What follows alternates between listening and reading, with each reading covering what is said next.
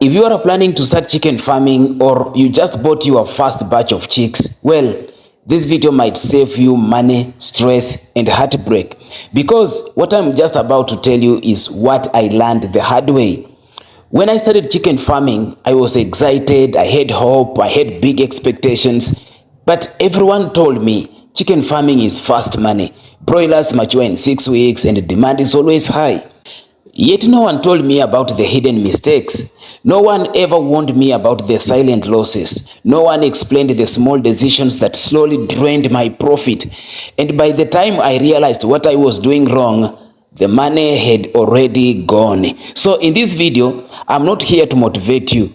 I'm not here to tell you or sell you the dreams.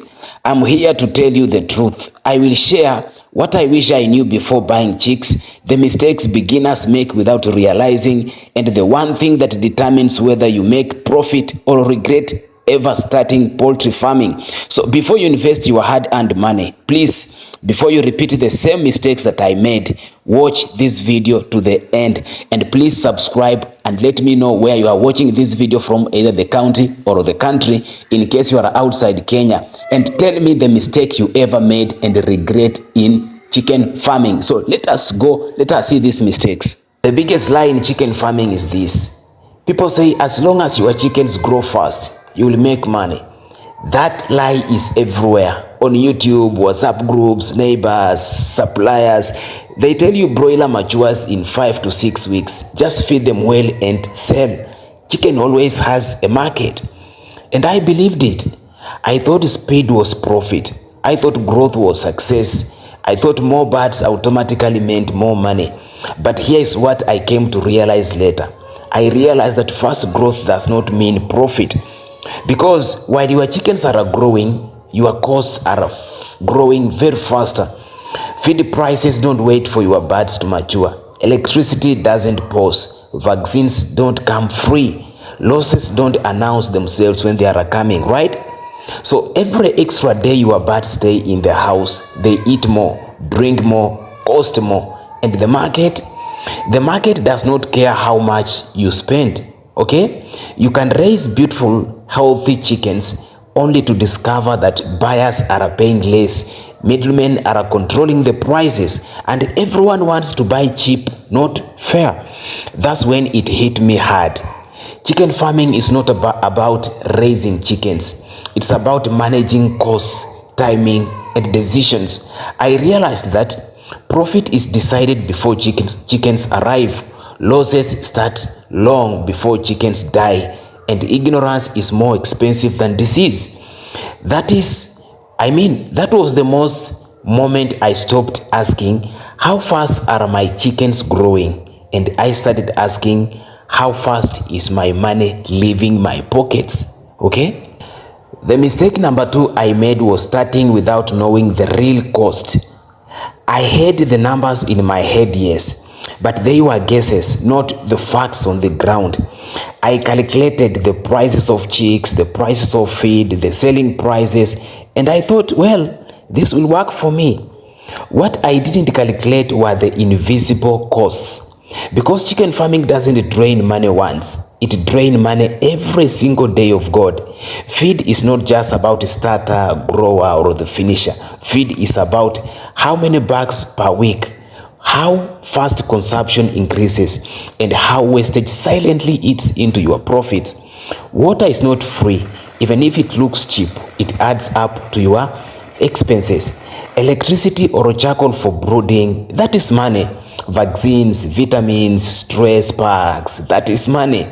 Transport to buy feed, transport to sell birds, unexpected visits to the agrovet, that is money that you lose silently and no one tells you. And then there are losses you don't plan for. For example, weak chicks that never catch up, birds that eat but don't grow, sudden deaths that look small until you count them. 1 bird dies, you ignore it. 2 birds die, you relax. 10 birds die, that is your profit disappearing quietly. What I realized later was painful, that you don't lose money at the market. You lose money in the house slowly and daily. I also realized one thing. If you don't know exactly how much it costs to raise one bird per day until selling day, then you are not farming. You are gambling, my friend. The day I finally sat down and wrote everything, every coin, every bag, every loss, I understood why many farmers say chickens kept me busy but not rich. The mistake number 3 I made was believing that the market will be ready when my chickens were ready. I thought selling was the easiest part. I thought once the birds reached weight, buyers will line up. After all, people eat chicken every day, right? That assumption cost me money. What I didn't understand then is this. The chicken market does not wait for farmers. Farmers wait for the market. Actually, it is the reverse. When your birds hit selling weight, that does not mean that the prices are good, buyers are available, or demand is high. Sometimes the market is flooded. Too many farmers selling at the same time, prices crash. Sometimes buyers disappear, middlemen delay, hotels change menus, schools close, events end, and your chickens, they keep eating. Every single day of God you wait, feed consumption increases, weight gain slows, and profit margins shrink. So you think, let me wait one more week for a better price. That 1 week eats the entire profit you have been dreaming about. I also learned something very painful.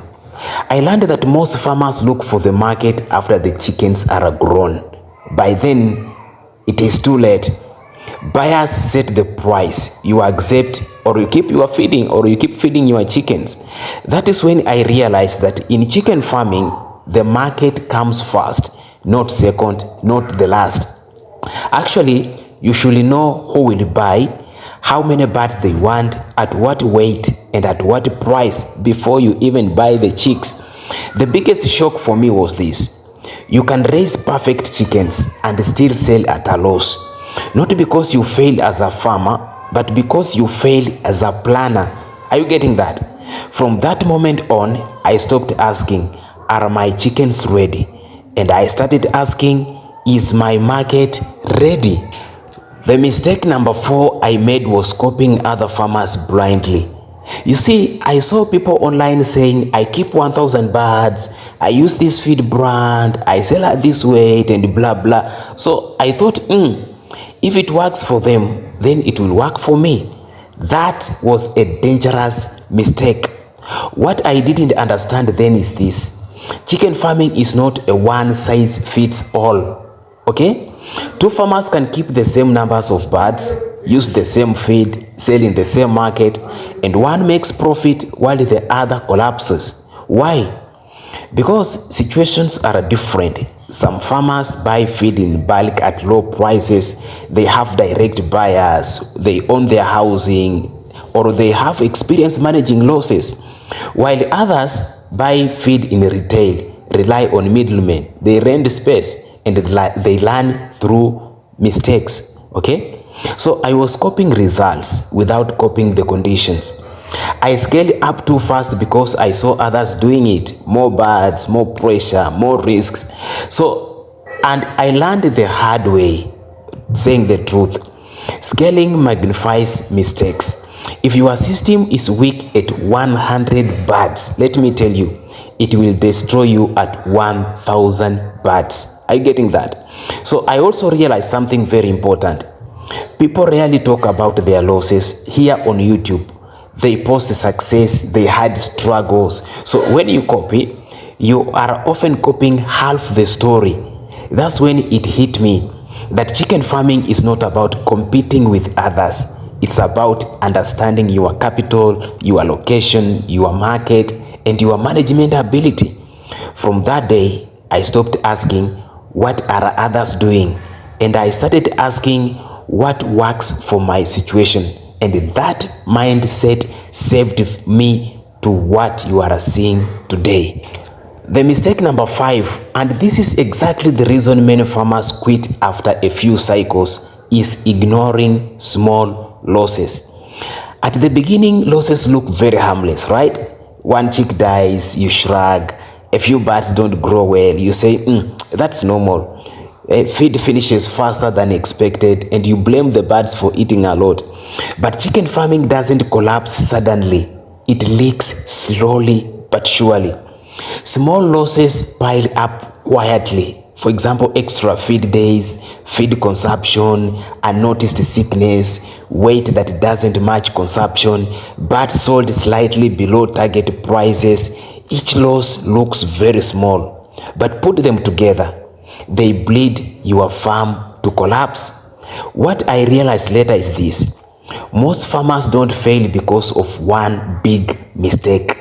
They fail because of many small ignored ones. And the worst part is this: farming still looks busy. Chickens are alive, feed is being poured, money is moving, but really profit is not growing. Okay? Cycle after cycle you tell yourself, the next batch will be better. But nothing changes because nothing is corrected at the farm.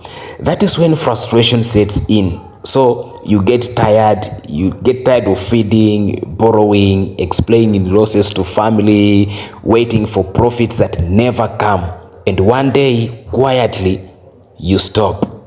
Not because chicken farming doesn't work, but because you didn't track and control the leaks on your farm. The biggest lesson I ever learned is this: profit is protected in small details. The farmer who survives is not the farmer with many birds, but the one who records everything, questions every loss, and fixes problems early. That mindset is the difference between quitting and lasting forever farming chickens. If I was starting chicken farming again, there's one thing I will do differently. Just one. I will treat chicken farming like a business from day one, not as a side hustle, not as a trial and error project, not a gamble, but as a business. That means I'll plan before buying chicks, calculate real costs per bird, secure a market early, start small and master the system, and record everything, every coin, every loss, every gain. I realized too late that passion is not enough, hard work is not enough, even good-looking chickens are not enough. Systems make profit. When you don't plan, you learn through losses. When you don't record, you repeat mistakes. And when you don't treat it like a business, the business will treat you like a joke. Chicken farming can work. It really can, but only for farmers who respect numbers, timing, discipline, reality. If you are watching this video before starting chicken farming, then you are lucky. If you're already farming, then it is not too late. Pause, reflect, fix what is leaking, because the difference between success and quitting is not effort. It is understanding. So if this video opened your eyes, like it, it helps others and help others to find it. And if you are serious about farming, subscribe. More honest lessons are coming. And comment below, what mistake hit you the hardest, or what did you wish before you started your farming?